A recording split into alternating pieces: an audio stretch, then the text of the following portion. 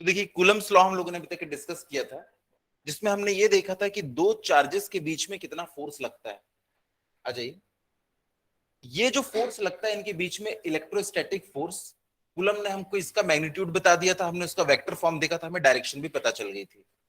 आगे चल के जो इसका एप्लीकेशन है वो ये है, इन दोनों के बीच में हमें एक चार्ज को बैलेंस करना होगा। अब यहाँ पे आप सोच के बताइए, इन दोनों के बीच में एक पॉजिटिव चार्ज को बैलेंस करना ज्यादा आसान होगा या दोनों के बीच में एक नेगेटिव चार्ज को बैलेंस करना ज्यादा आसान होगा? नेगेटिव? सभी को नेगेटिव लग रहा है? आपकी पहली क्लास है क्या आज? सेकंड क्लास है, ओके। पहली क्लास कब अटेंड किए थे? अच्छा अच्छा, ओके ओके, क्लासेस मिस हो गई हैं थोड़ा, कूलम्स लॉ वगैरह हम लोगों ने डिस्कस कर लिया है।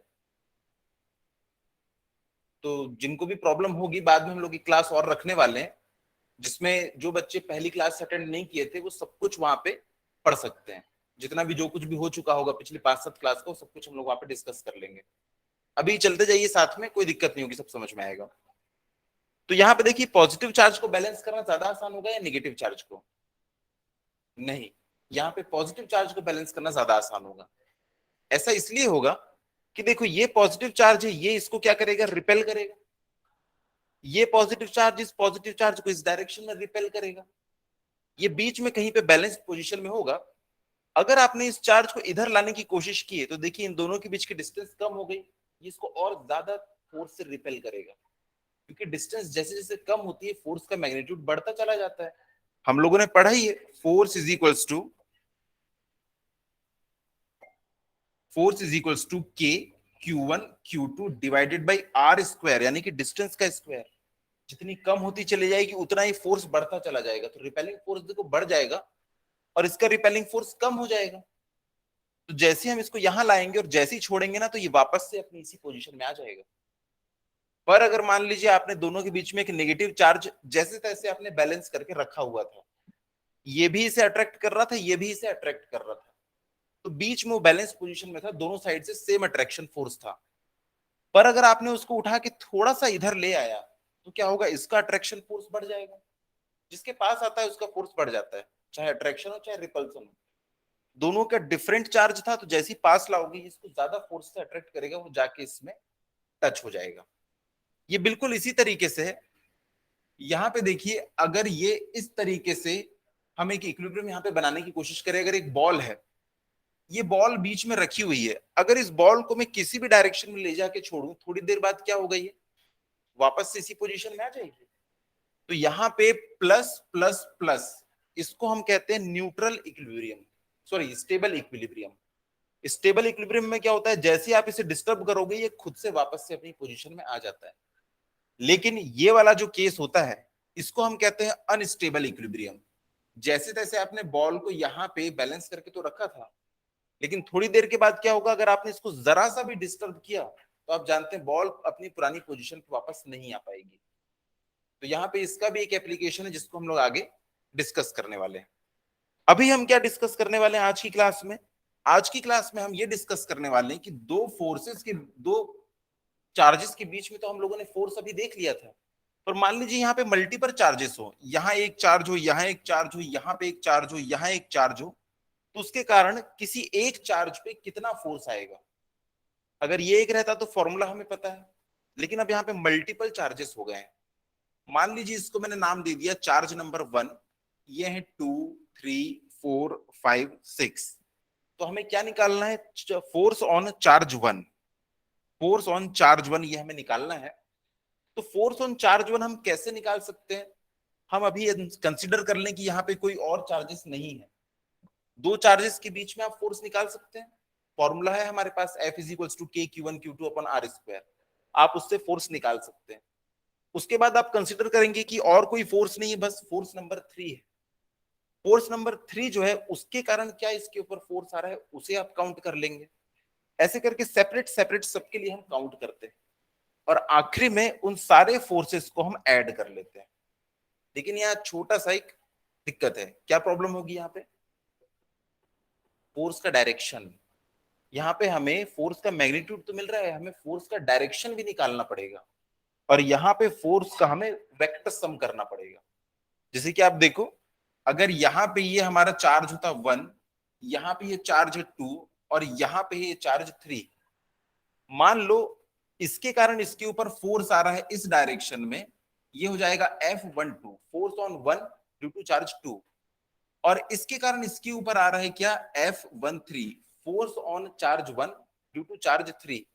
तो इस केस में इसके ऊपर नेट फोर्स कितना हो जाएगा, F12 माइनस F13, क्योंकि अपोजिट डायरेक्शन में।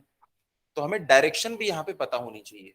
तो सुपरपोजिशन थ्योरम हमें यही बताता है कि हम कैसे किसी एक चार्ज के ऊपर बाकी चार्जेस के कारण लगने वाला फोर्स निकाल सकते हैं। ठीक है, आप लोगों ने मूवीज देखी होंगी। बॉलीवुड मूवी में क्या होता है, हीरो जो होता है एक बार में एक ही से लड़ाई करता है, एक ही विलेन से। लेकिन साउथ की मूवीज में क्या होता है, सबके साथ वो एक साथ फाइट कर लेता है। तो यहाँ पे हमें बॉलीवुड स्टाइल में देखना है, एक बार में एक ही विलेन के साथ में हमको डील करना है। ठीक है, तो हेडिंग डालिएगा, प्रिंसिपल ऑफ सुपरपोजिशन।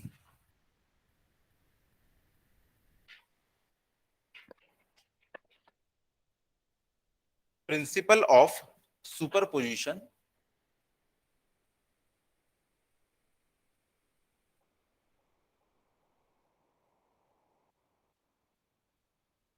ब्रैकेट में लिख लीजिएगा, force due to multiple charges. Force due to multiple charges, इसमें लिखिएगा 2 line. Principle of superposition states that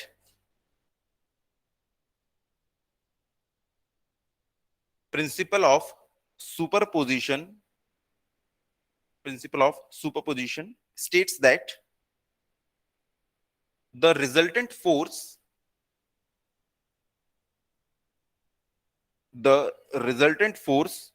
on a charge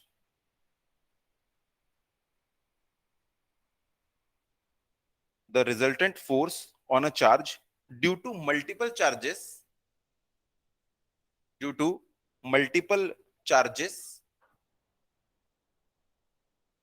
is equal to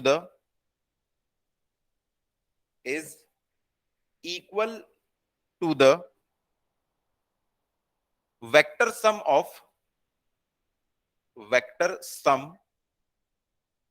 of force exerted by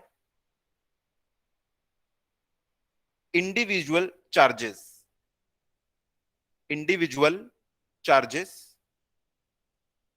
on the charge।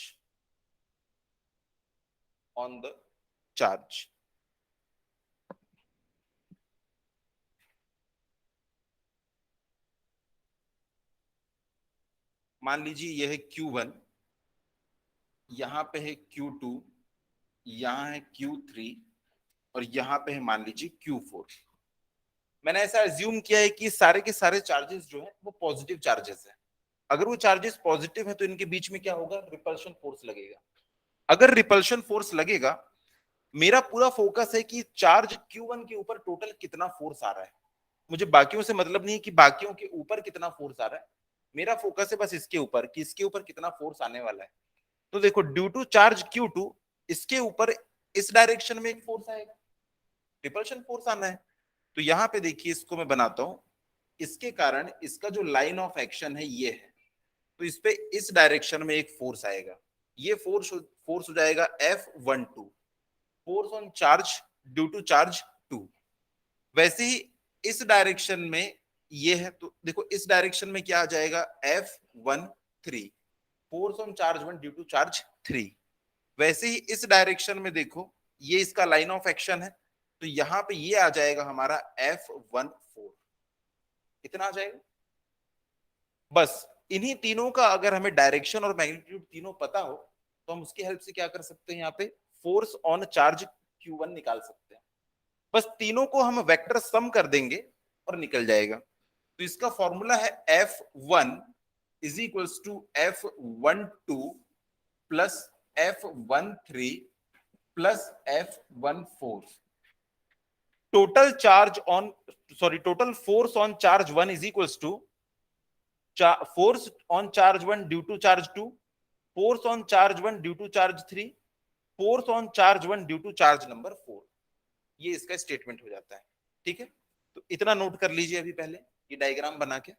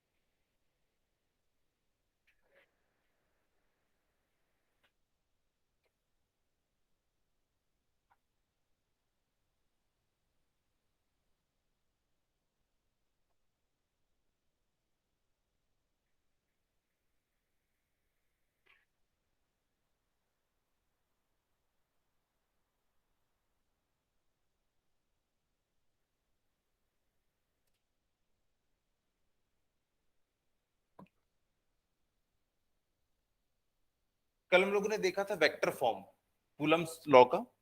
तो vector form में क्या हो गया था, ये देखो ये मैग्नीट्यूड था हमेशा, ये मैग्नीट्यूड हमको हमेशा मिला था। जब हमने पहले वेक्टर फॉर्म पढ़ा था तो वहां पे देखो ये डायरेक्शन था ही नहीं। ये क्या है, डायरेक्शन वेक्टर है कि force on one due to two किस डायरेक्शन में है, ये डिस्प्लेसमेंट वेक्टर की डायरेक्शन में। ये डिस्प्लेसमेंट डायरेक्शन किस डायरेक्शन में, देखो टू से लेके वन की तरफ। R21 का ये मतलब होता है कि ये डिस्प्लेसमेंट वेक्टर है जब आप टू से वन की तरफ जा रहे हैं। देखो टू से वन की तरफ जा रहे हैं। अब देखो फोर्स भी कैसा लगा है, 1 2, इसी की डायरेक्शन में लगा है। इसलिए हमने क्या कर दिया, इसको 2 1 से मल्टीप्लाई कर दिया। मान लो ये अपोजिट फोर्सेस होते, एक प्लस होता है एक माइनस होता, तो हमें पता है फोर्स किस डायरेक्शन में लगता है, इस डायरेक्शन में लगता है। तब मैं क्या करता, R12, यानी जब हम 1 से लेके 2 की तरफ जा रहे हैं, ये सिर्फ डायरेक्शन बता रहे हैं। ये जो वेक्टर है ये सिर्फ और सिर्फ डायरेक्शन वेक्टर है। यहां पे देखो अगर ये दो फोर्स है, ये है 1 और ये है 2, अगर ये होगा पॉजिटिव और ये होगा नेगेटिव, तो फोर्स ऑन 1 ड्यू टू 2 कहां लगेगा, अपोजिट डायरेक्शन में लगेगा, इस डायरेक्शन में। और ये डायरेक्शन कौन सी है, R21 है या R12 है, R12, 1 से 2 की तरफ जाने वाली डायरेक्शन। देखो फोर्स किस डायरेक्शन में लग रहा है, ये तो आप मानते हो कि फोर्स जो है इसी डायरेक्शन में लगेगा, क्योंकि एक पॉजिटिव है और एक नेगेटिव है। तो 1 के ऊपर फोर्स इस डायरेक्शन में लग रहा है, किससे किसकी डायरेक्शन में लग रहा है, 1 से 2। तो यहां पे डिस्प्लेसमेंट वेक्टर कौन सा होगा, R12। लेकिन यहां पे देखो फोर्स किस डायरेक्शन में लग रहा है, इस डायरेक्शन में लग रहा है। और ये वाली डायरेक्शन आपको कब मिलती है, जब आप 2 से 1 पे जाते हो। तो यहां पे हम लोग ये R21 से मल्टीप्लाई करेंगे। ये सिर्फ और सिर्फ डायरेक्शन बता रहा है और कुछ नहीं। मान लो डायरेक्शन इधर हो गई, तो आप क्या लिख सकते हो, इसको R12 लिख सकते हो, या इसका उल्टा भी लिख सकते हो, माइनस साइन लगा दो सामने। क्योंकि हमको पता है अगर ये जो है वेक्टर ए है, ये वेक्टर ए है, तो ये क्या हो जाता है, माइनस ऑफ वेक्टर ए हो जाता है, अगर आपने उसकी डायरेक्शन अपोजिट कर दी। तो ये सिर्फ और सिर्फ हमको डायरेक्शन बता रहा है, दैट्स इट। ये उन दोनों के बीच की डिस्टेंस है। ये डिस्टेंस जो होगी 2 से 1 पे जाओ चाहे 1 से 2 पे जाओ, ये तो हमेशा सेम होती है। 1 से 2 पे जाने पे जो डिस्टेंस कवर करना है, 2 से 1 पे भी जाने पे वही डिस्टेंस कवर करना है। तो नीचे 2 1 लिखो चाहे 1 2 लिखो, कोई फर्क नहीं पड़ता। पर ये डायरेक्शन वेक्टर बहुत जरूरी है। ये हमको ये बता रहा है कि force on one due to two किस डायरेक्शन में है, उस डायरेक्शन में जब आप टू से लेके वन की तरफ आते हैं, उसी डायरेक्शन में। तो ये इनका फॉर्मूला हो गया। इनकी हेल्प से हम क्या करेंगे, आगे चल के सॉल्व करने वाले हैं। ये डायरेक्शन वेक्टर जो रहेगा, डिस्प्लेसमेंट वेक्टर, ये पूरा हमको दिया होगा आईजे के फॉर्म में। यहाँ जो मैग्नीट्यूड आएगा उसको हम इससे मल्टीप्लाई कर लेंगे और हमारा आंसर आ जाएगा। ठीक है, इतना क्लियर है अभी? यहाँ पे 1 2 है तो यहाँ पे 2 1 क्यों आया, ये समझ में आया? अगर यहाँ पे 1 2 आएगा तो आप ये भी समझ सकते हैं कि अब भाई इसके बीच में रिपल्शन, सॉरी अट्रैक्शन फोर्स लग रहा होगा, तभी ये हमने डायरेक्शन बनाया है 1 से लेके 2 की तरफ। क्लियर है इतना? इतना लिख लीजिए, इसके बाद हम इसके ऊपर क्वेश्चन करते हैं।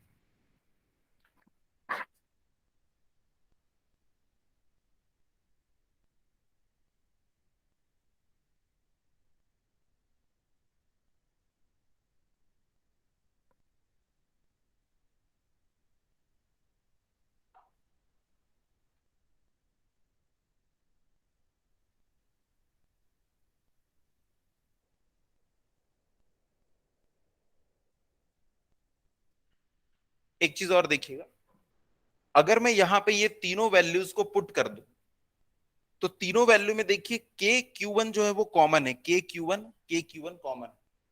तो मैंने के यहाँ पे सबकी वैल्यूज को मैंने पुट कर दिया, सब में से के क्यू वन कॉमन निकाल लिया। और जैसे ही कॉमन निकालूंगा तो अंदर में क्या बचेगा, Q two divide by this multiplied by this, यहाँ पे Q three divided by this multiplied by this, और ये सॉरी क्यू फोर होगा, ये Q four divided by that multiplied by that. तो इसको हम लोग किसके फॉर्म में लिख सकते हैं, समेशन के फॉर्म में लिख सकते हैं, सिग्मा के फॉर्म में। तो सिग्मा के फॉर्म में मैं क्या लिखूंगा, I is equals to one से लेके I is equals to N. ऊपर में क्या बच रहा था, Q two Q three Q four, तो यहां पे क्या लिख जाएंगे हम लोग, क्यू आई, सॉरी ये टू से चालू होगा, ये अब टू से चालू होगा, टू से चालू होगा, ये Q two Q one Q two Q three Q four है, तो ये टू से चालू होगा एन तक के। और नीचे में क्या होगा, आर आई वन। आई की जगह में देखो सबसे पहले टू आ जाएगा, फिर आई की जगह में क्या आ जाएगा, थ्री आ जाएगा, आई की जगह में फोर। ये समीशन फॉर्म में लिखना आता है ना। यहाँ पे देखो आई कौन कौन सी वैल्यू लेता है, जहां से हमने स्टार्टिंग दे दिया है जहां तक के एंड। यहाँ पे एन की वैल्यू कितनी होगी, बस फोर होगी। सबको ये लिखना आता है, किसको मैं बताऊं एक बार, बताऊं?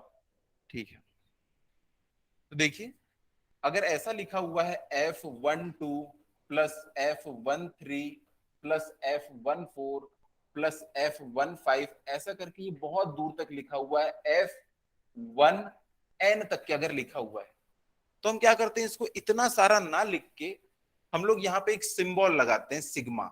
इस सिग्मा का मतलब होता है ऐड करो। किसको ऐड करो, एफ को ऐड करो।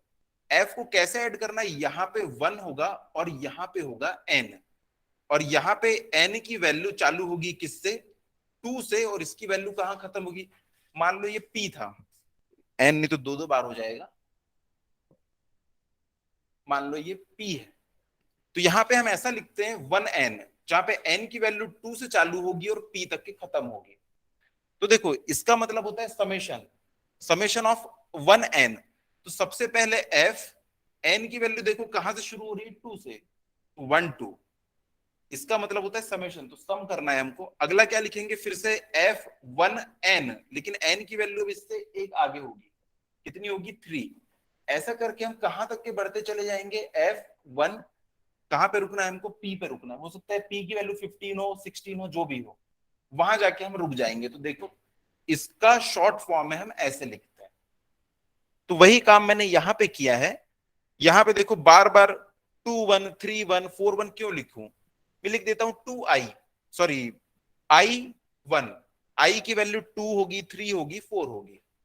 देखो आई लिख दिया हूं मैंने यहाँ पे, RI1। आई की वैल्यू 2 से शुरू होगी और कहां तक जाएगी, 4 तक जाएगी। मैंने यहाँ पे एक जनरल फॉर्मूला लिख दिया है। यहाँ पे तो बस 3 ही पार्टिकल थे इसलिए 4 तक के जा रही है, अदरवाइज जितने भी पार्टिकल होंगे उतना हम लोग को यहाँ पे लिखना पड़ेगा। मल्टीप्लाइड बाई, वहां पे देखो क्या है, RI1, फिर से इसका कैप, तो इसका शॉर्ट फॉर्म है ये, हाँ इसका स्क्वायर, सॉरी। तो ये इसका शॉर्ट फॉर्म हो जाता है।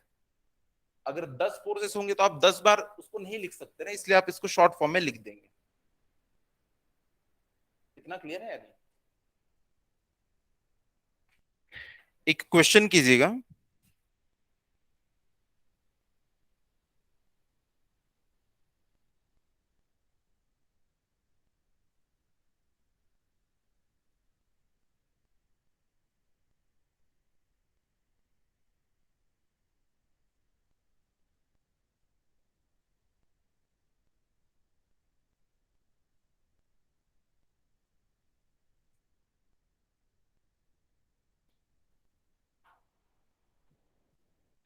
Consider three charges, consider three charges, small में लिखिएगा, small Q1, Q2 and Q3।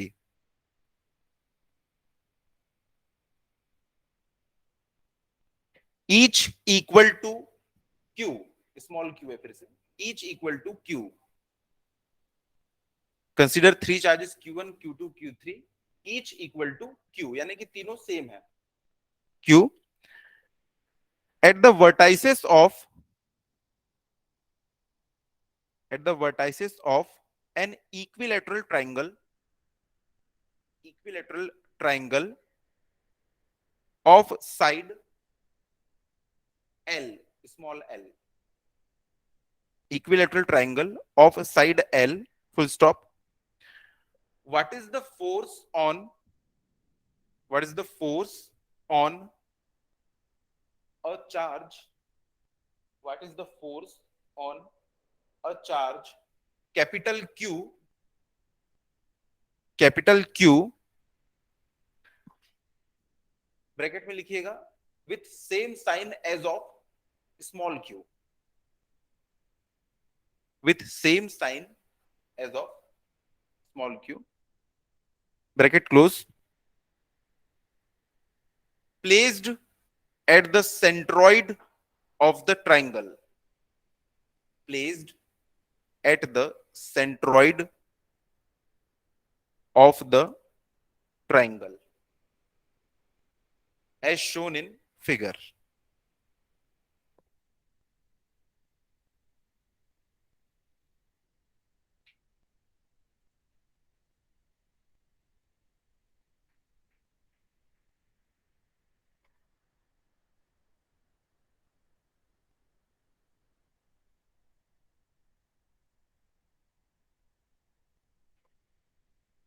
जो स्मॉल Q1, Q2, Q3 है, उन सबकी वैल्यू सेम है, स्मॉल q के बराबर।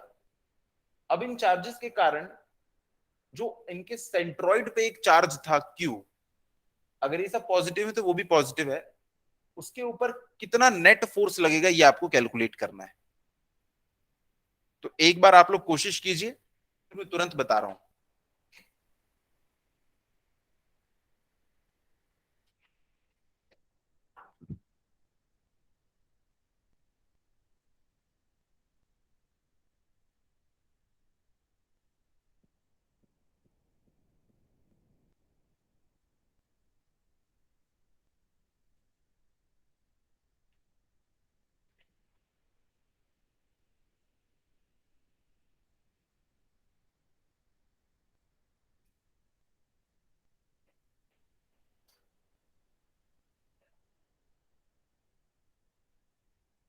इन सबकी लेंथ जो है वो है एल, एल के टर्म्स में आप निकाल लो। इक्विलेटरल ट्राइंगल है तो ये भी 60 डिग्री, ये भी 60 डिग्री, ये भी 60 डिग्री। तो क्वेश्चन में लिखा हुआ है इक्विलेटरल ट्राइंगल है, यानी उसकी सारी साइड्स इक्वल हैं, और जब सारी साइड इक्वल होती है तो सारे एंगल भी इक्वल होते हैं, तो तीनों कितने हो जाएंगे, 60-60 डिग्री के। अब हम क्या कर सकते हैं, यहां से एक परपेंडिकुलर नीचे ड्रॉ कर सकते हैं, ये पॉइंट हो जाएगा पॉइंट नंबर डी। तो ये एंगल कितना हो जाएगा, 30 डिग्री। अगर ये 30 डिग्री है और ये वाली साइड एल है, तो यहां पे हम लोग क्या लगा सकते हैं, कॉस का फॉर्मूला लगा सकते हैं। Cos 30 degree is equals to base upon hypotenuse. तो हमको यहाँ पे एल के टर्म्स में इसकी वैल्यू मिल जाएगी ए से लेके डी की। अगर हमें ए से लेके डी के बीच की वैल्यू मिल गई, ये वाली लेंथ, तो क्या ये वाली लेंथ हम निकाल सकते हैं, ये ए ओ, ये कितनी होगी लेंथ, नहीं। एक ट्रायंगल का जो सेंट्रॉइड होता है वो किस पोजीशन पे होता है? हाँ, 2/3। कौन बोला? हाँ, बिल्कुल बढ़िया। जैसे देखो, अगर एक स्क्वायर होता है ये, इसका जो सेंट्रॉइड होता है वो यहां से भी a/2 होता है और यहां से भी a/2 होता है, अगर ये a है तो। इतना मानते हो? लेकिन जब एक ट्रायंगल का केस आता है तो जो ट्रायंगल होता है उसका देखो मैक्सिमम मास तो नीचे साइड है ना। तो ये वाली जो डिस्टेंस होती है, अगर इसकी टोटल हाइट अगर h है, तो यहां से लेके यहां तक की हाइट हो जाती है 2h/3, और ये वाली हाइट होती है h/3। तो अगर आपने इसको कैलकुलेट कर लिया तो 2/3 से मल्टीप्लाई करेंगे तो ये आ गया। और जो डिस्टेंस ये होगी ना, वही डिस्टेंस ये भी होगी, क्योंकि इक्विलेटरल ट्रायंगल है। किसी एक वर्टाइसिस से जितना दूर है ना, बाकी वर्टाइसिस से भी इसकी डिस्टेंस सेम होगी। Equilateral triangle. कोशिश करो जल्दी से, एटलीस्ट एल के टर्म्स में मुझको ये ए ओ की वैल्यू निकाल के बताइए।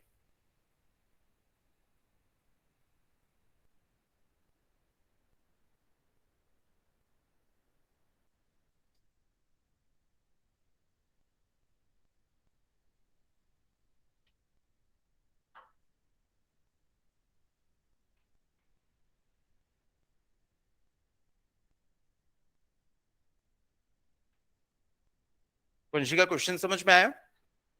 सॉल्व कर रहे हो? Yes, sir. हाँ, कीजिए।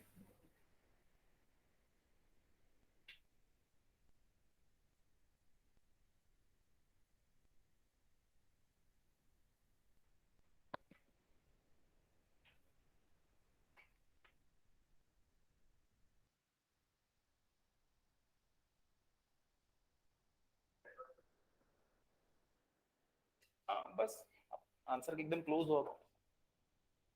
मतलब आपने आर निकाल लिया है, डिस्टेंस दोनों के बीच की।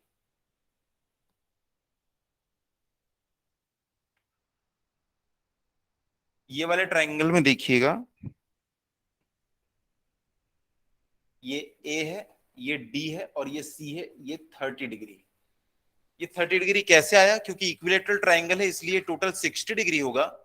इसका जो ये होगा एंगल बाइसेक्टर हो जाएगा, तो ये भी 30 डिग्री हो जाएगा और ये भी 30 डिग्री। अगर इसकी वैल्यू एल है, ये देखिए ये बेस होगा, ये हाइपोटेनियस, तो cos 30 degree is equals to base A D upon hypotenuse A C. यहां से एडी इज इक्वल्स टू क्या हो जाएगा? A C into cos 30। यही हो जाएगा। अच्छा, ये 30 डिग्री है, मुझे ये कैसे पता कि यही बेस है? बेस तो ये भी हो सकता है। कई बार बच्चों को डाउट आता है। हाँ, ये एंगल जब बनाता है ना, तो जिसके साथ जुड़ा रहता है एक उसका बेस होता है और एक उसका हाइपोटेनियस होता है। अगर आपने एंगल ये वाला लिया होता, तब ये बेस होता और ये हाइपोटेनियस। कई बार स्टूडेंट्स को इसी में डाउट हो जाता है कि बेस कौन सा है। एंगल किसके किसके साथ बना रहा है? एंगल हमेशा बेस और हाइपोटेनियस के साथ बनाता है।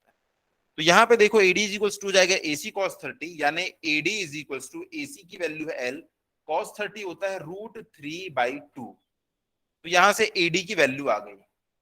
अब हमें पता है कि जो एओ होता है, यानी कि सेंट्रॉइड की जो डिस्टेंस होती है किसी भी वर्टाइस से, वो किसके बराबर होती है? 2/3 into height of the triangle. Therefore A O is equals to 2/3 of height of the triangle, यानी ये हो जाएगा 2/3 इंटू √3/2 L। √3/2 L, 2 से 2 कट जाएगा। नीचे हम √3 इंटू √3 लिख सकते हैं, तो ऊपर वाले √3 से नीचे वाला √3 कट जाएगा, और ये हमको मिलेगा L/√3। आगे आंसर।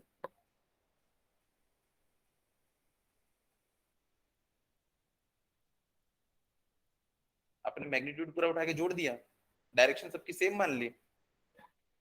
इसके कारण इसमें जो होगा इस डायरेक्शन में फोर्स लगेगा, इसके कारण इस डायरेक्शन में, इसके कारण इस डायरेक्शन। तीनों को उठा के जोड़ नहीं देना है, मैग्नीट्यूड के साथ साथ हमें डायरेक्शन भी चाहिए। आपका कहां तक के हुआ? L/√3 तक के अगर आ गया तो आप निकाल सकते हो यहां से कि F1 कितना होगा। और देखो सारे चार्ज जब इक्वल है, सब सेम डिस्टेंस पे है, तो एक ही बार हम एक ही बार फोर्स निकालेंगे।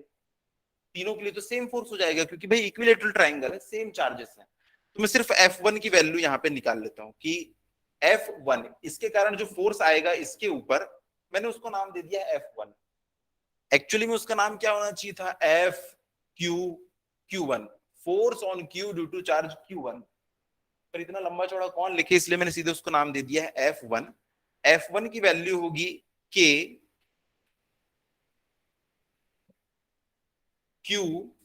Q डिवाइडेड बाई L/√3 का स्क्वायर। मैं अभी वेक्टर फॉर्म में नहीं ले रहा हूं, क्यों? क्योंकि मैं इसको स्केलर से ही आराम से बना सकता हूं, इसलिए मैंने इसको वेक्टर फॉर्म में नहीं लिया है। इतना होगा, हम लोगों ने पढ़ा था Q1 इंटू Q2 अपॉन में R²। इसी को जब आप आगे सॉल्व करोगे ना तो ये क्या हो जाएगा, 3KQ अपॉन में L²। क्योंकि इसको जब ओपन करोगे तो ये L²/3 हो जाएगा, और ये जो 3 है ये ऊपर चढ़ जाएगा, तो 3KQQ/L²। ये हो गई F1 की वैल्यू। तो यहां पे देखो मैं तीनों फोर्सेस को बना रहा हूं, इसके कारण जो फोर्स आएगा वो इस डायरेक्शन में होगा, वो होगा F1। इसके कारण जो फोर्स आएगा वो इस डायरेक्शन में होगा, मान लो ये 2 है तो ये हो जाएगा F2। और इसके कारण जो फोर्स आएगा वो होगा इस डायरेक्शन में, F3। क्योंकि क्वेश्चन में लिख दिया है दोनों का जो चार्ज है वो सेम है, तो हमेशा रिपल्सिव फोर्स आएगा। इसके कारण इस डायरेक्शन में, इसके कारण इस डायरेक्शन में, और इसके कारण इस डायरेक्शन में। तो बताओ नेट फोर्स कितना लग रहा है अब पॉइंट O पे?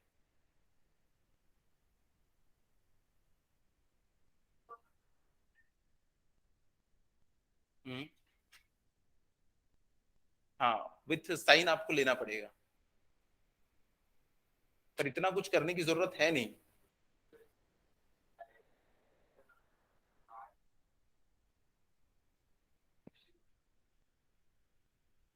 अच्छा एक बात बताओ, इस पे इधर 5 न्यूटन लग रहा है और इस पे इधर 5 न्यूटन लग रहा है, बताओ इसके ऊपर नेट फोर्स कितना लग रहा है? नेट फोर्स आपको कोई इस डायरेक्शन में भी खींच रहा है, इस डायरेक्शन में भी, तो आप किस डायरेक्शन में जाओगे? कहीं नहीं, आप तो बीच में ही रह जाओगे, क्योंकि 0। इधर का जो फोर्स है, इधर का जो, हाँ बिल्कुल सही वंशिका, 0। क्योंकि दोनों का डायरेक्शन अलग अलग है। फोर्स की डायरेक्शन हमने इस डायरेक्शन में अगर पॉजिटिव मानी है, तो इसके ऊपर जो नेट फोर्स लगेगा इसको हम लोग लेंगे +5 और इसको लेंगे +-5, तो नेट फोर्स कितना आ जाएगा, 0 आ जाएगा। यानी कि ये जो है ये इक्विलिब्रियम में है। वैसे ही नंबर ऑफ फोर्सेस ज्यादा भी हो सकते हैं। अब देखो यहां पे अगर ये एक फोर्स है नीचे की डायरेक्शन में 5 न्यूटन, अगर इस डायरेक्शन में लग रहा है 5 न्यूटन और इस डायरेक्शन में लग रहा है क्या, 5 न्यूटन, तो टोटल 3 तरीके हैं, उससे आप यहाँ पे प्रूव कर सकते हो कि यहाँ पे सिमेट्री है और उसके कारण ये जो है इक्विलिब्रियम में है। सबसे पहले आप ट्राइंगल लॉ लगा सकते हो। ट्राइंगल लॉ से देखो क्या होगा, तीनों की डायरेक्शन जो है आपको पता है और तीनों की लेंथ बिल्कुल सेम होगी, क्योंकि एरो की लेंथ जो है ना मैग्नीट्यूड बताती है। तो यहां पे देखो, अब मैं क्या कर सकता हूं, इस वाले को उठा के यहां पे लेके जा सकता हूं। ट्राइंगल लॉ से हम लोग किसी को भी उठा के कहीं पे भी ले जा सकते हैं, बस उसका डायरेक्शन चेंज नहीं होना चाहिए। तो देखो इसको उठा के मैंने अगर यहां पे ले गया, ये कुछ ऐसा हो जाएगा, और इसको उठा के मैं यहां पे लाऊंगा तो पता है ये अपने आप यहां पे मिल जाएगा, एक क्लोज ट्राइंगल बन गया। और जब भी बहुत सारे फोर्सेस मिला के अगर आपने एक क्लोज लूप बना लिया, वो पॉलीगन लॉ है, कितने भी फोर्सेस हो, अगर 10 हो तो 10 के 10 को आप ऐसे मिलाओगे ना तो एक क्लोज पॉलीगन बना लेते हैं। अगर उन्होंने क्लोज पॉलीगन बना लिया मतलब वहां पे नेट फोर्स 0 है, उन्होंने आपस में एक दूसरे को सबको बैलेंस कर लिया है। वैसे ही यहाँ पे पॉलीगन लॉ भी लगा सकते हो आप। जैसे ही आप पॉलीगन लॉ लगाओगे ना तो आपको पता चलेगा कि ये जो है आपस में इक्वल है, मतलब ये पूरे बैलेंस में है। और जो तीसरा है तरीका मैं वो बता रहा हूं, जो कि सबसे इजी तरीका है। अब ये देखो यहाँ पे ये एंगल और ये एंगल कितना होगा, 60 डिग्री, क्योंकि टोटल 3 एंगल है ना, 1 2 और 3, टोटल 360 होता है। तो 360 डिवाइडेड बाई 3 120 आएगा। तो ये भी 120 है, ये भी 120, ये भी 120। इस 120 को मैंने बीच से बाइसेक्ट कर दिया है, तो ये 60 होगा, ये 60 होगा। जहां से एंगल बनता है वो होता है कॉस, तो ये हो जाएगा 5 cos 60। और इसके कारण भी देखो ये एंगल इधर बन रहा है, तो ये भी क्या हो जाएगा 5 cos 60। अब वर्टिकल फोर्सेस देखो, ये जा रहा है डाउनवर्ड डायरेक्शन में, तो मैं इसको माइनस ले लेता हूं, और ये जा रहे हैं अपवर्ड डायरेक्शन में, तो इनको मैं पॉजिटिव ले लूंगा। तो एफ नेट कितना आ जाएगा, ये देखो ये नीचे जा रहा था तो माइनस, अब वो ऊपर जा रहे हैं तो प्लस 5 cos 60। 5 cos 60 कितना होता है, cos 60 1/2 होता है। तो इसको मैं सीधा cos 60 की जगह पे लिख देता हूं 1/2। तो ये हो जाएगा 5/2 प्लस 5/2। 5/2 प्लस 5/2 कितना हो जाएगा 5। 5 से 5 कट हो जाएगा। तो आप देखेंगे कि अगर ये सब एंगल सेम है, इसके मतलब इसके ऊपर जो नेट फोर्स आएगा वो 0 आएगा। इतना क्लियर है। अगर मान लो ये कुछ इस तरीके से बनाता मैं कि ये एक स्क्वायर है, इसके सेंटर पे निकालना है, तो देखो एक फोर्स, यहाँ पे 4 अलग अलग चार्ज हैं, इसके कारण देखो ये इधर फोर्स लग रहा होता, इसके कारण इस डायरेक्शन में फोर्स लगता, इसके कारण इस डायरेक्शन में, और इसके कारण इस डायरेक्शन में लगता। अब अगर चारों फोर्स की वैल्यू सेम है, तो देखो ये इसको नलीफाई कर देता है, ये इसको नलीफाई। तो जब भी सिमेट्री वाला केस आता है ना, तो आप समझ जाना कि वहां पे नेट फोर्स जो होगा ना उसके सेंटर पे, वो हमेशा 0 होगा। अगर वो एक सर्कुलर लूप का भी आपको क्वेश्चन दे दे आगे चल के, हम बनाएंगे इसको, सर्कुलर लूप में भी फिर क्या होगा, इसके सेंटर पे क्या होगा, नेट फोर्स 0 होगा, क्योंकि इसका हर पॉइंट इसको अपनी तरफ खींचने की कोशिश कर रहा है या रिपेल करने की कोशिश कर रहा है। चारों तरफ से इसके ऊपर फोर्स लग रहा है, तो इसके ऊपर नेट फोर्स कितना हो जाएगा, 0 हो जाएगा। तो अभी के क्वेश्चन में देखो सिमेट्री दिख रही है या नहीं आपको, आपको सिमेट्री दिखाई देगी। ये देखो अगर आप इसको अगर यहां से देखोगे तो जैसा इधर है वैसे इधर है, सिमेट्री है। इसका मतलब क्या होगा यहाँ पे, हाँ मैंने law of triangle of forces से भी बताया, लॉ ऑफ पॉलीगन फोर्सेस को भी लगा सकते हैं। और तीसरा मैंने तो इसको रिजॉल्व करके ही बता दिया। तो अगर आपको ट्रायंगल लॉ लगाने में दिक्कत हो रही है, तो देखो नीचे तो ये F1 था, इधर F2 था, F3 था, हमने इसको भी F ले लिया, इसको भी F ले लिया, और इसको भी F ले लिया, क्योंकि तीनों चार्ज बराबर हैं।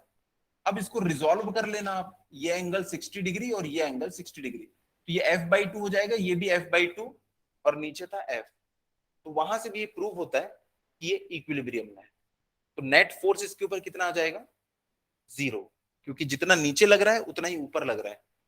हॉरिजॉन्टल फोर्सेस भी देखो, इस डायरेक्शन में क्या लगेगा F sin 60, और इस डायरेक्शन में क्या लगेगा F sin 60। एक उधर लग रहा है और एक इधर लग रहा है, तो ये भी एक दूसरे को नलीफाई कर देंगे। तो ना इसमें कोई हॉरिजॉन्टल अनबैलेंस्ड फोर्स है, ना कोई वर्टिकल अनबैलेंस्ड फोर्स है। तो ये तीन तरीके से मैंने आप लोगों को बता दिया। तो जब भी सिमेट्री वाला क्वेश्चन आए ऐसे ही हम सॉल्व करेंगे, ठीक है। चलिए अगला लिखिएगा।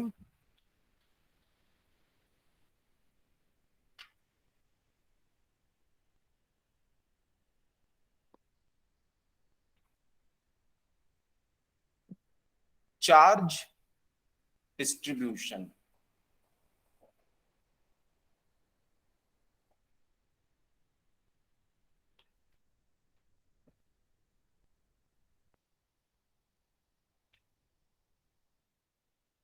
चार्ज डिस्ट्रीब्यूशन हमको देखना है यहाँ पे। चार्ज डिस्ट्रीब्यूशन दो टाइप का होता है, एक यूनिफॉर्मली डिस्ट्रीब्यूटेड और एक होता है अनयूनिफॉर्मली डिस्ट्रीब्यूटेड। इसका एग्जांपल है, अगर आप एक प्लास्टिक का कोई पेन लेते हैं और उसको इस तरीके से रब करते हैं, तो जो भी चार्ज होगा ना, जहां पे आपने रब किया है बस वहीं पे डिस्ट्रीब्यूटेड होता है। लेकिन अगर कोई आप मेटेलिक पीस लेते हैं और जब उसको ऐसे रब करेंगे ना, तो पूरी उसकी बॉडी के ऊपर वो चार्ज जो है वो पूरा यूनिफॉर्मली डिस्ट्रीब्यूट हो जाता है। जैसे क्लास में बहुत सारे स्टूडेंट्स हैं, मान लीजिए मैंने चॉकलेट्स लाई, अगर कुछ बच्चों को बांट दी तो अनयूनिफॉर्मली डिस्ट्रीब्यूटेड हो गया, और अगर सबको इक्वल अमाउंट में दिया तो क्या हो गया, वो यूनिफॉर्मली डिस्ट्रीब्यूटेड हो गया। तो अनयूनिफॉर्म डिस्ट्रीब्यूटेड को तो हम पढ़ ही नहीं सकते, क्योंकि कहाँ कितना डिस्ट्रीब्यूट है हमें नहीं पता। तो हमें सिलेबस में क्या है, यूनिफॉर्मली डिस्ट्रीब्यूटेड चार्ज।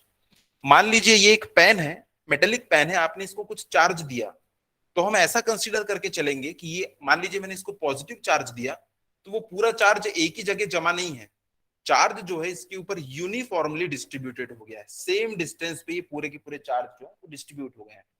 चाहे ये एक वायर हो, चाहे ये एक सरफेस हो, चाहे कोई एक थ्री डायमेंशनल बॉडी हो, उसके वॉल्यूम के अंदर भी चार्ज जो होंगे वो यूनिफॉर्मली डिस्ट्रीब्यूट होंगे। जैसे आपने वाटरमेलन देखा है, उसके अंदर में जो उसके सीड्स होते हैं यूनिफॉर्मली डिस्ट्रीब्यूटेड होते हैं, वैसे ही आप मान के चलेंगे कि चार्ज जो है उसके अंदर यूनिफॉर्मली डिस्ट्रीब्यूटेड है।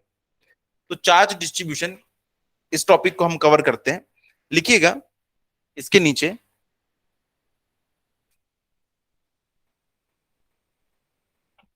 यूनिफॉर्मली कोई लिखना है हमको, नॉन यूनिफॉर्म को हम नहीं पढ़ने वाले हैं, वो सिलेबस में ही नहीं है। लिखिएगा there are three types of continuous charge distribution.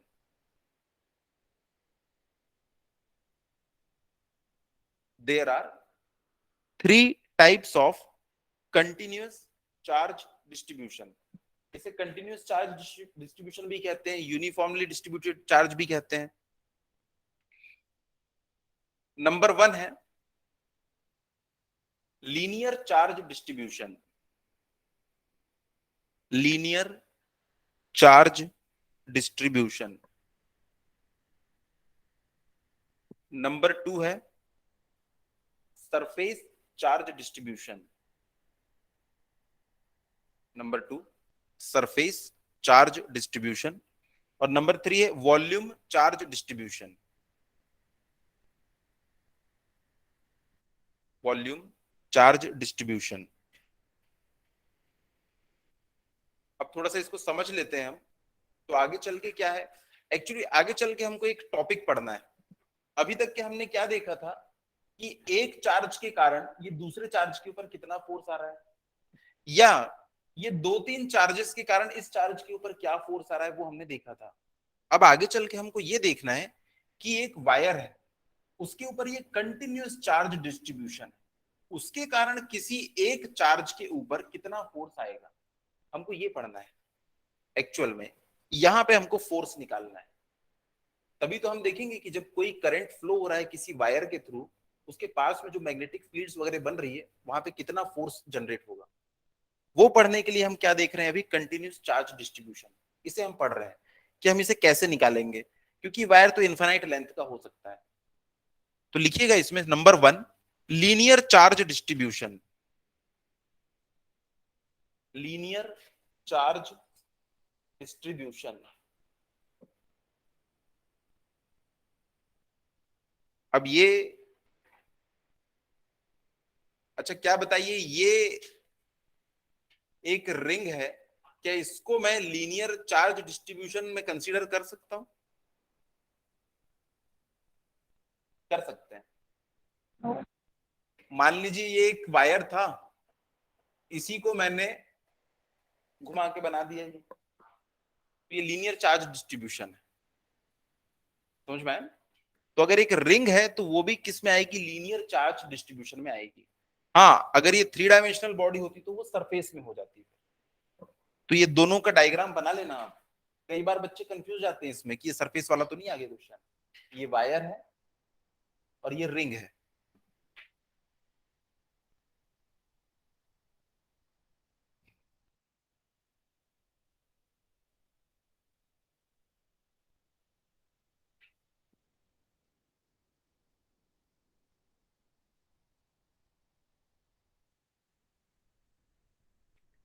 हम इस वायर के बहुत छोटे से हिस्से को अभी स्टडी करने वाले हैं। इस वायर का एक बहुत छोटा सा हिस्सा, वो छोटे सा हिस्सा जो है वो है DL, और इसमें जो चार्ज है उपस्थित, वो चार्ज कितना है, DQ। पूरे के पूरे चार्ज, पूरे के पूरे वायर में तो Q चार्ज है और उसकी लेंथ L है। हमने उसका एक छोटा सा हिस्सा लिया है, तो छोटे से हिस्से की लेंथ कितनी होगी, DL, और छोटे से हिस्से पे कितना चार्ज होगा, DQ। तो लिखिएगा इसमें, let's consider that, let's consider that DQ amount of charge, capital Q लिखिएगा, DQ amount of charge with charge density, with charge density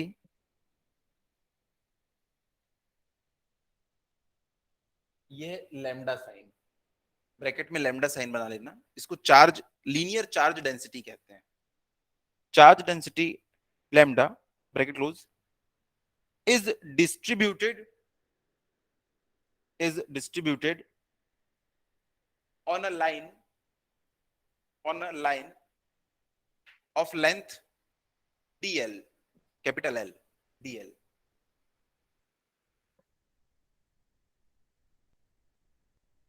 देखिए आपने चार्ज कितना दिया है उसके ऊपर डिपेंड करता है कि इसकी पर्टिकुलर लेंथ में कितना चार्ज होगा।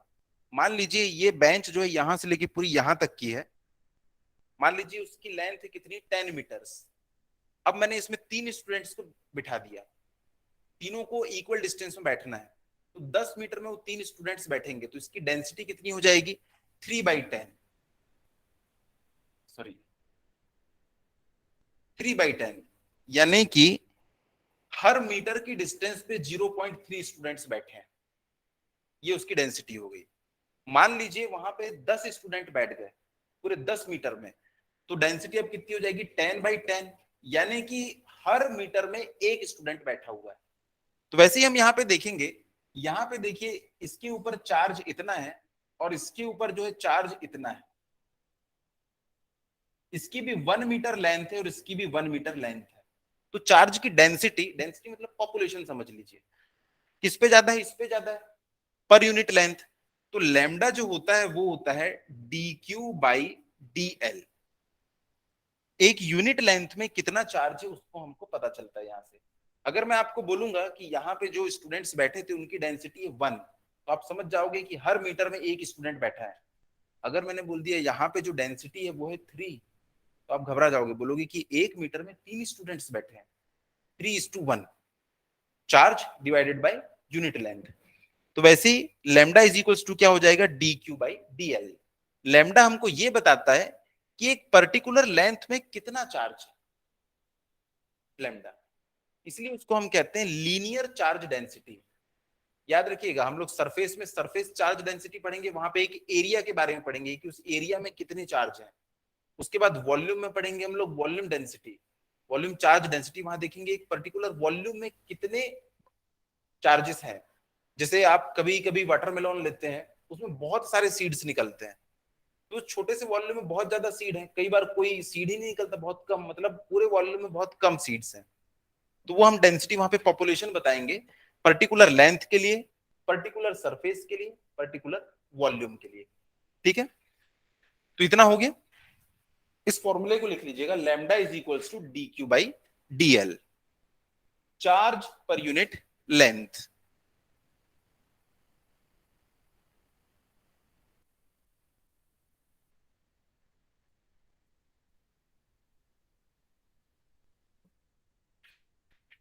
इसी को आगे चल के हम लिखेंगे dq is equals to lambda dl, या आपको पूछेगा टोटल चार्ज बताइए, तो टोटल चार्ज बताने के लिए हमको क्या करना पड़ेगा, दोनों साइड इंटीग्रेट कर देना पड़ेगा, और हम इंटीग्रेट कर देंगे लैम्डा dl, ये लाइन इंटीग्रेशन होगा, इसलिए मैंने यहाँ पे एक L सिंबल लिखा हुआ। लाइन इंटीग्रेशन, सरफेस इंटीग्रेशन सब जानते हैं,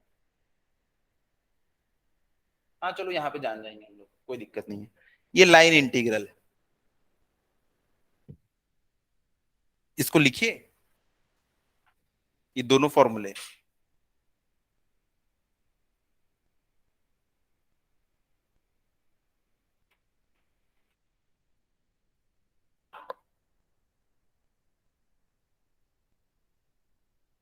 अगर मैं आपको पूरे वायर की लेंथ बता दूं और टोटल चार्ज बता दूं तो आप लैम्डा बता सकते हैं। तो लैम्डा का एक, ये देखिए छोटी सी लेंथ में इतना, अगर आप पूरी लेंथ रख दोगे तो पूरा चार्ज आ जाएगा। अगर आपने पूरी की पूरी लेंथ रख दी तो आपको पूरा का पूरा चार्ज रखना पड़ेगा। तो यहां से हम लोग लिख सकते हैं lambda is equals to q/l भी होता है। इस फॉर्मूले का भी आपको इस्तेमाल करना पड़ेगा। कूलम्ब पर मीटर इसकी यूनिट होती है, इतने कूलम्ब चार्ज पर मीटर लेंथ में रखे हुए हैं। तो तो इसका हम लोग आगे चल के यूज करने वाले इन फॉर्मूले को, बहुत इजी है। अगर आपने lambda is equal to Q by L याद रखा है तो वो फॉर्मूला भी आपको याद हो जाता है। उसके बाद नेक्स्ट लिखिएगा surface charge distribution. Surface charge distribution,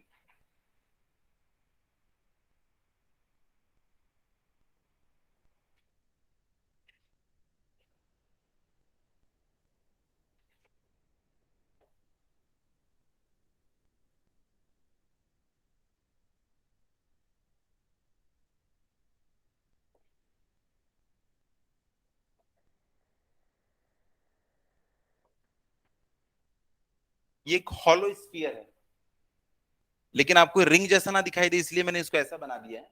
ये हॉलो स्फीयर है। अब इसको जब आप चार्ज देंगे तो इस स्फीयर के चारों तरफ पूरा चार्ज जो यूनिफॉर्मली डिस्ट्रीब्यूटेड हो जाता है। तो एक सरफेस के ऊपर अब चार्ज जो डिस्ट्रीब्यूट हो गया है, यहाँ पे एक ये शीट थी इसके ऊपर चार्ज डिस्ट्रीब्यूट हो गया है।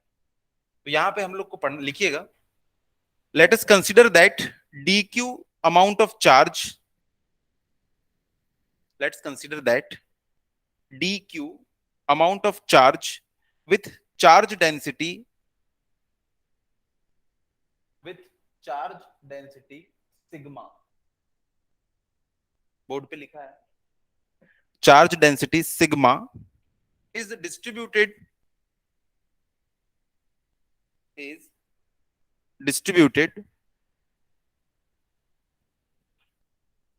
over a differential surface area, differential surface area dA, capital A रहेगा,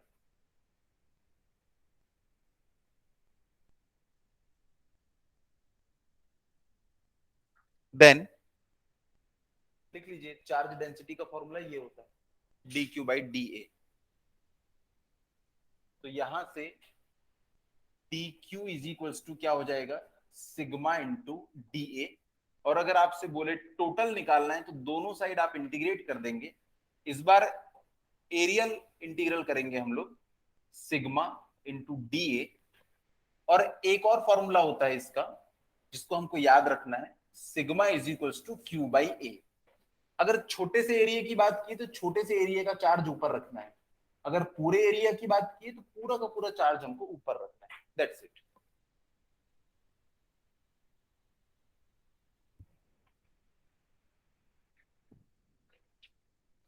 इसके बाद लास्ट है volume charge distribution, volume charge distribution.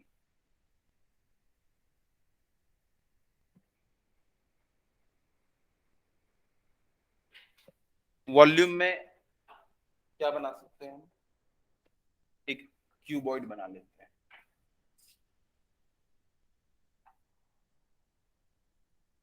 इसके अंदर में पूरा चार्ज भर दीजिए, पूरे वॉल्यूम के अंदर।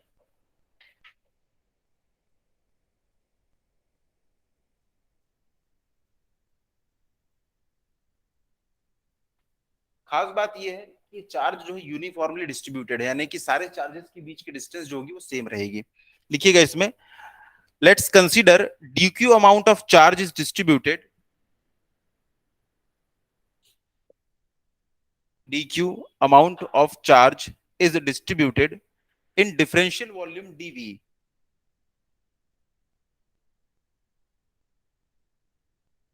with volume charge density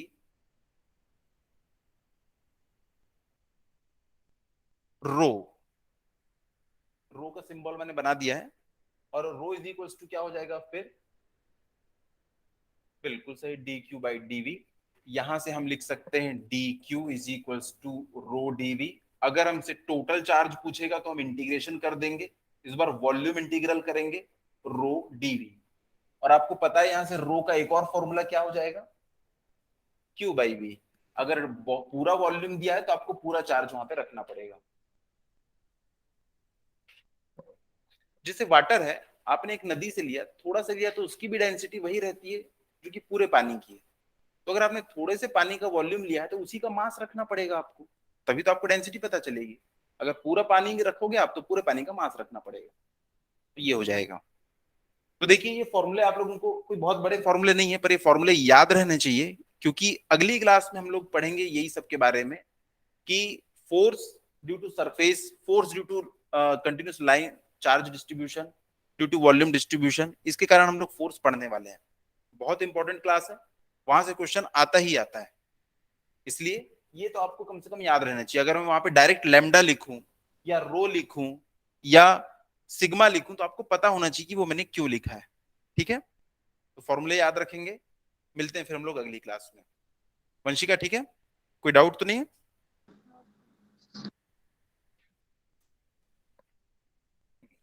चलिए तो आप क्लास लीव कर सकते हैं। Thank you sir. ओके।